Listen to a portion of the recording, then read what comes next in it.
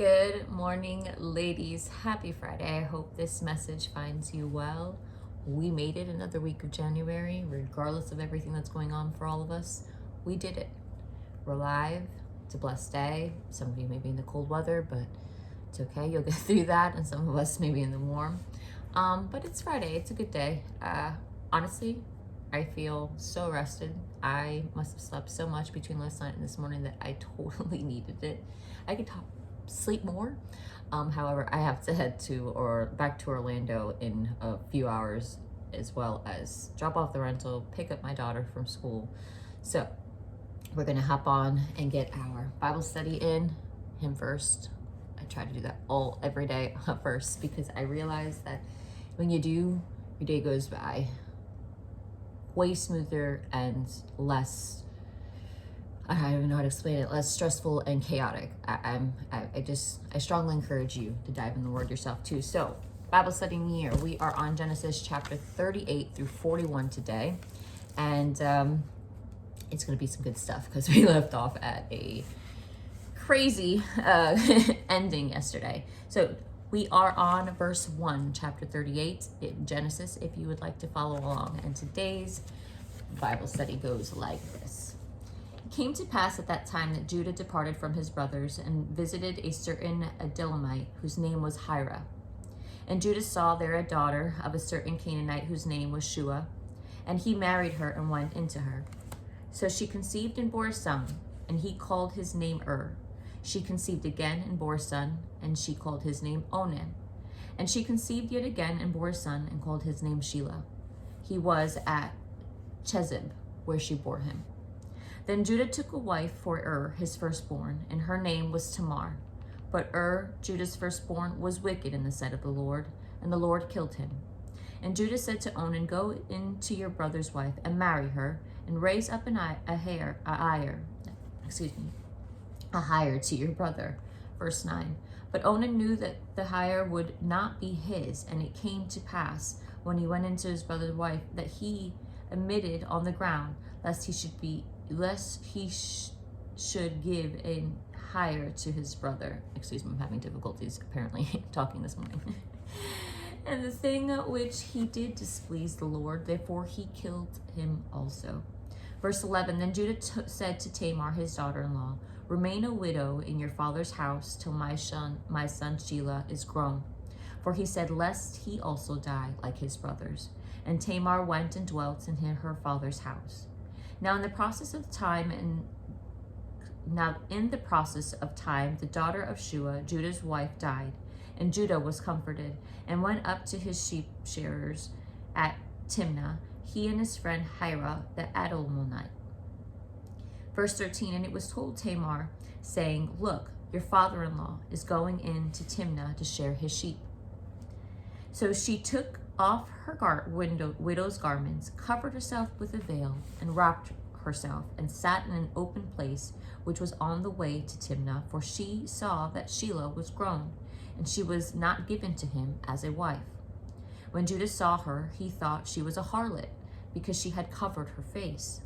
Then he turned to her by the way and said, Please let me come into you, for he did not know that she was his daughter-in-law. So she said, What will you give me, that you may come into me? Verse 17, and he said, I will send a young goat from the flock. So she said, Will you give me a pledge till you send it? Then he said, What pledge shall I give you? So she said, Your signet and cord and your staff that is in your hand. Then he gave them to her and went into her, and she conceived by him. Verse 19, so she arose and went away and laid aside her veil and put on the garments of her widowhood. And Judah sent the young goat by the hand of his friend the Adullamite to receive his pledge from the woman's hand, but he did not find her. Verse 21, then he asked the men of that place, saying, Where is the harlot who was openly by the roadside? And they said, There was no harlot in this place. Verse 22, so he returned to Judah and said, I cannot find her.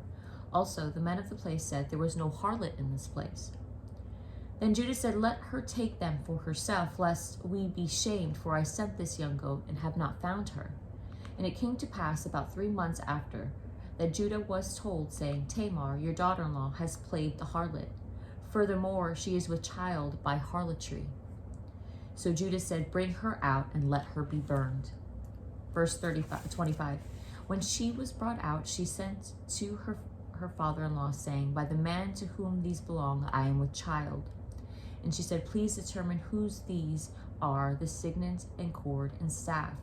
So Judah acknowledged them and said, she has been more righteous than I, because I did not give her to Shelah my son, and he never knew her again. Now it came to pass at the time for giving birth that, behold, twins were in her womb. And so it was, when she was giving birth, that one put out his hand, and the midwife took a scarlet thread, bound it on his hand, saying, this one came out first. Then it happened, as he drew back his hand, and his brother came out unexpectedly, and she said, how did you break through? This breach be upon you. Therefore his name was called Perez. And verse 30, afterward his brother came out, who had the scarlet thread on hand, and his name was called Zerah. Verse 39, we're going back to Joseph being a slave in Egypt. Chapter 39 in Genesis. Verse 1. Now Joseph had been taken down to Egypt, and Potiphar, an officer of Pharaoh, captain of the guard, an Egyptian, bought him from the Ishmaelites who had taken him down there. The Lord was with Joseph, and he was a successful man, and he was in the house of his master, the Egyptian. And his master saw that the Lord was with him, and that the Lord made all he did to prosper in his hand.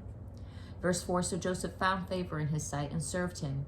Then he made him overseer of his house and all that he put under his authority.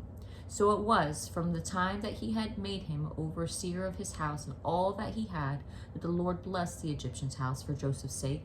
And the blessing of the Lord was on all that he had in the house and in the field. Thus he left all that he had in Joseph's hand, and he did not know what he had except for the bread which he ate. Now Joseph was handsome in form and appearance. Verse 7. And it came to pass after these things that his master's wife cast longing eyes on Joseph, and she said, lie with me. But he refused and said to his master's wife, look, my master does not know what is with me in this house, and he has committed all that he has to my hand. Verse 9, there is no one greater in this house than I, nor has he kept back anything from me but you, because you are his wife. How then can I do this great wickedness and sin against God? Verse 10, so it was, and as she spoke to Joseph day by day, that he did not heed her, to lie with her, or to be with her. But it happened about this time, when Joseph went into the house to do work, and none of the men of the house was inside. Verse 12, that she caught him by his garment, and said, saying, lie with me. But he left his garment in her hand, and fled, and ran outside. And so it was, when she saw that he had left his garment in her hand and fled outside, that she called to the men of her house and spoke to them, saying, see, he has brought into us a Hebrew to mock us. He came in to me to lie with me, and I cried out with a loud voice. The woman was lying, for goodness sake. Verse 15, and it happened when he heard that I lifted my voice and cried out, and that he left his garment with me and fled and went outside. Verse 16, so she kept his garment with her until his master came home. Then she spoke to him with the words like these, saying, the Hebrew servant whom you brought to us came in to mock me.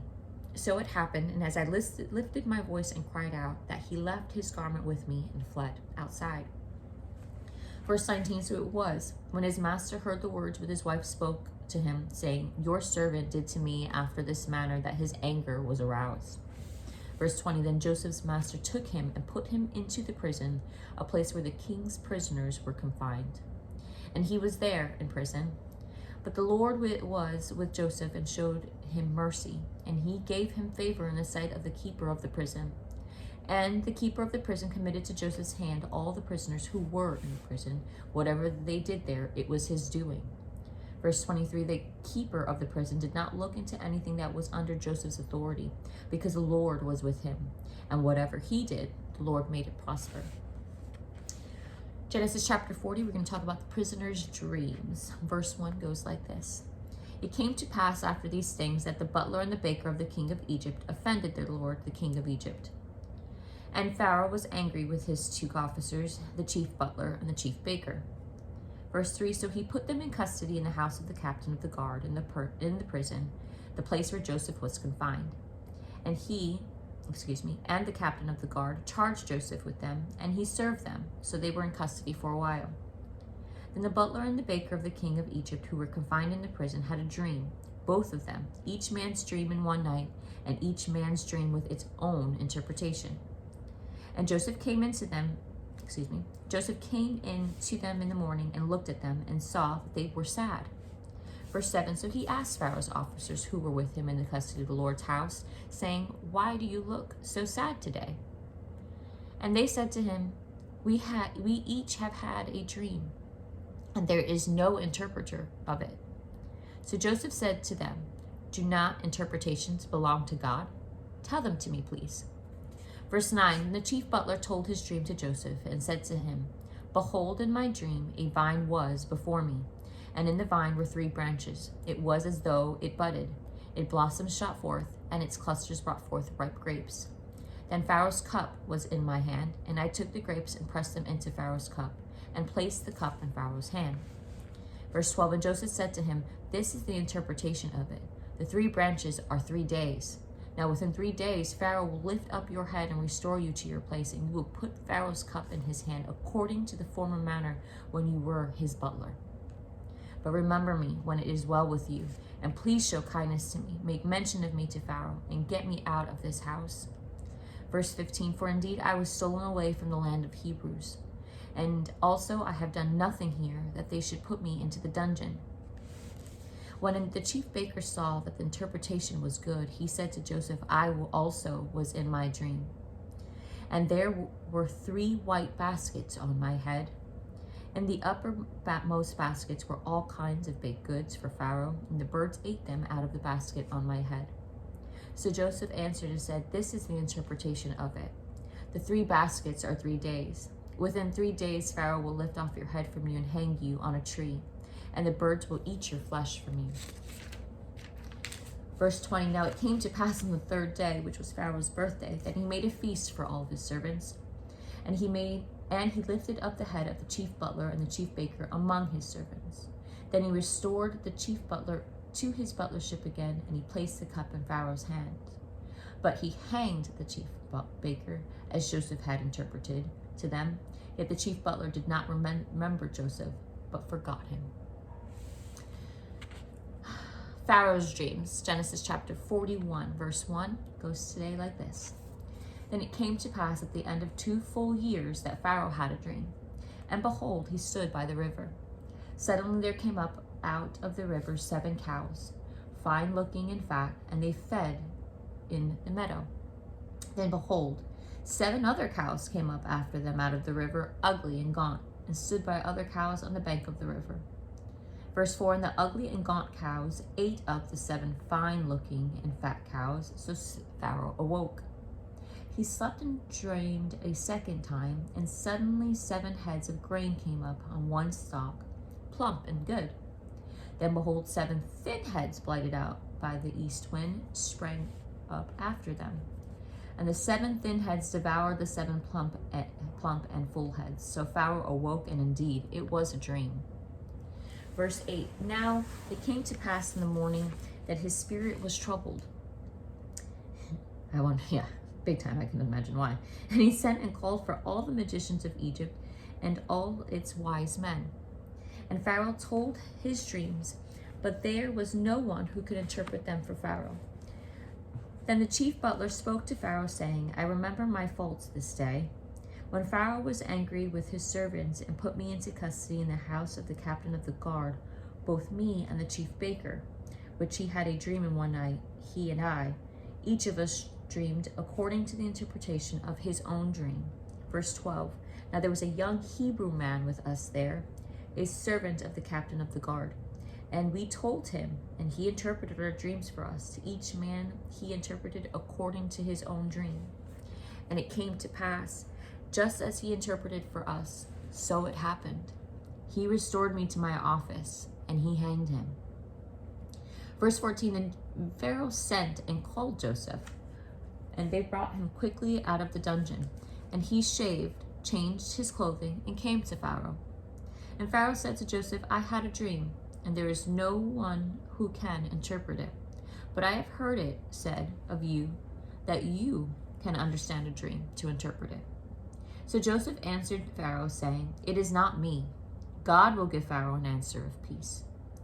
Verse 17, then Pharaoh said to Joseph, Behold, in my dream I stood on the bank of a river. Suddenly 7 cows came out of the river, fine looking and fat, and they fed in the meadow. Then behold, 7 other cows came up after them, poor and very ugly and gaunt, such ugliness as I have never seen in all the land of Egypt. And the gaunt and ugly cows ate up the first 7, the fat cows. When they had eaten them up, no one would have known they had eaten them, for they were just as ugly at the beginning. So I awoke. Also I saw in my dream, and suddenly 7 heads came up, one stalk full and good. Then behold, 7 heads, withered, thin, and blighted by the east wind, sprang up after them. And the thin heads devoured the 7 good heads. So I told this to the magicians, but there was no one who could explain it to me. Verse 25, then Joseph said to Pharaoh, The dreams of Pharaoh are one. God has shown Pharaoh what he is about to do. The 7 good cows are 7 years, and the 7 good heads are 7 years. The dreams are one. And the 7 thin and ugly cows which came up after them are 7 years, and the 7 empty heads blighted by the east wind are 7 years of famine. This is the thing which I have spoken to Pharaoh. God has shown Pharaoh what he is about to do. In verse 29, indeed 7 years of great plenty will come through all the land of Egypt, but after them 7 years of famine will arise, and all the plenty will be forgotten in the land of Egypt, and the famine will deplete the land. So the plenty will not be known in the land because of the famine following, for it will be very severe. And the dream was repeated to Pharaoh twice, because the thing is established by God, and God will shortly bring it to pass. Verse 33, now therefore let Pharaoh select a discerning and wise man, and set him over the land of Egypt. Let Pharaoh do this, and let him appoint officers over the land to collect 1/5 of the produce of the land and of Egypt in the 7 plentiful years. And let them gather all the food of those good years that are coming, and store up grain under the authority of Pharaoh, and let them keep food in the cities. Then that food shall be as a reserve for the land for the 7 years of famine which shall be in the land of Egypt, that the land may not perish during the famine. Verse 37, so the advice was good in all the eyes of Pharaoh and in the eyes of all the servants. Verse 38, and Pharaoh said to his servants, can we find such a one as this, a man in whom is the Spirit of God? Then Pharaoh said to Joseph, inasmuch as God has shown you all this, there is no one as discerning and wise as you. You shall be over my house, and all my people shall be ruled according to your word. Only in regard to the throne will I be greater than you. And Pharaoh said to Joseph, see, I have set you over all the land of Egypt. Verse 42, then Pharaoh took his signet ring off his hand and put it on Joseph's hand. And he clothed him in garments of fine linen and put a gold chain around his neck. And he had him ride in the 2nd chariot which he had, and they cried out before him, bow the knee. So he set him over all the land of Egypt. Pharaoh also said to Joseph, I am Pharaoh, and without your consent no man may lift his hand or foot in all the land of Egypt. And Pharaoh called Joseph's name Zephneth-Paneah, and he gave him as a wife Aseneth, the daughter of Potiphar, priest of On. So Joseph went out over all the land of Egypt. So Joseph was 36 years old when he stood before the Pharaoh, king of Egypt. 36 years old, you know what it is to run a country at 36 years old at that time? After everything you've been through, this insanity. And Pharaoh was running the country, but you know what I mean. And Joseph went out from the presence of Pharaoh and went throughout all the land of Egypt. Now, verse 47, now in the 7 plentiful years the ground brought forth abundantly. So he gathered up all the food of the 7 years which were in the land of Egypt, and laid up the food in the cities. He laid up in every city the food of the fields which surrounded them. Joseph gathered very much grain as the sand of the sea, until he stopped counting, for it was immeasurable. And to Joseph were born 2 sons before the years of famine came, whom Aseneth, the daughter of Potiphar, priest of On, bore to him. Joseph called the name of the firstborn Manasseh. I'm so sorry if I'm butchering these names. For God as has me forget all my toil and all my father's house. Verse 52, and the name of the second he called Ephraim, for God has caused me to be fruitful in the land of my affliction. Then the 7 years of plenty which were in the land of Egypt ended, and the 7 years of famine began to come, as Joseph had said. The famine was in all lands, but in all the land of Egypt there was bread. So when all the land of Egypt was famished, the people cried to Pharaoh for bread. Then Pharaoh said to all the Egyptians, go to Joseph. Whatever he says to you, do. Verse 56, the famine was over all the face of the earth, and Joseph opened all the storehouses and sold to the Egyptians. And the famine became severe in the land of Egypt. So all the countries came to Joseph in Egypt to buy grain, because the famine was severe in all lands. And that is all for our Bible study for today, ladies. I know it's a lot of information. I hope you got some out of it. Reading through them from start to finish, I just feel like makes everything go into purpose to understand. And we could hop around, and please do, you find your own study. I'm in no means a pastor or any well-versed person in the Bible. I'm really in the last year and a half, I have been diving in, trying to learn as much as myself because of how crazy life has been. And I find solace for sure in this, not saying who I am, who I'm not. Not saying who I'm not, who I am. If you love to get to know me, feel free to give me a conversation. But this has always been first, and it'll always be first. So please do make it first in your life. I have to get going. I have a long drive ahead. So let's have an awesome week, and let's have an awesome day. Stay blessed, ladies. Bye.